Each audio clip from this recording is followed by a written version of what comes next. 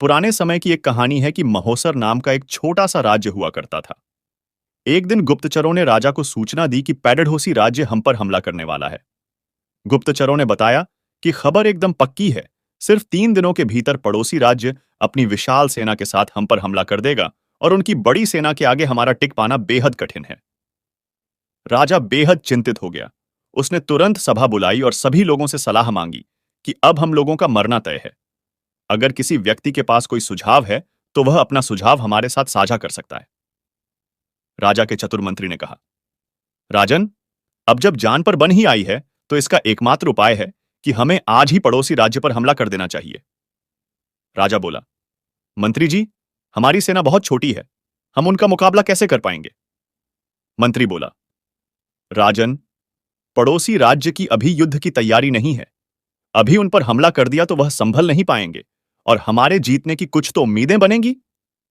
ऐसे भी अगर हमने हमला नहीं किया तो हमारा विनाश तो तय है ही, क्योंकि कुछ दिनों में पड़ोसी राज्य हम पर कूच करने ही वाला है। राजा को बात झंझ गई। उसने तुरंत अपनी सेना को तैयार होने का आदेश दिया और राज्य के नागरिक भी सेना के साथ जुड़कर युद्ध करने चल दिए।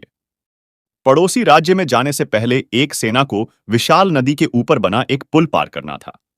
जैसे ही सेना पुल पार करके पड़ोसी राज्य में घुसी तो राजा ने उस पुल को आग लगवा दी और सेना को बोल दिया कि अब हमारे पास वापस जाने का कोई रास्ता नहीं है। या तो हमें विजय प्राप्त करनी है या फिर यहीं मरकर प्राण त्याग देने हैं। सभी सैनिक अपनी पूरी क्षमता के साथ लड़े और पड़ोसी राज्य की बड़ी सेना को भी मात दे दी।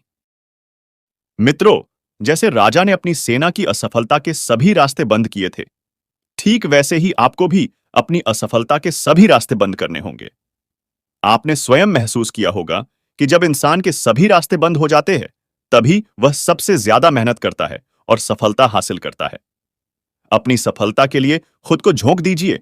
अपनी असफलता के बारे में सोचना ही छोड़ दीजिए, क्योंकि आपके पास असफल होने का कोई ऑप्शन ही नहीं है। खुद को असफल होने का कोई ऑप्शन ही मत दो। डरो नहीं, कोई भी समस्या आपकी क्षमता से बड़ी नहीं है। जुट जाइए, सफलता आपकी राह देख रही है।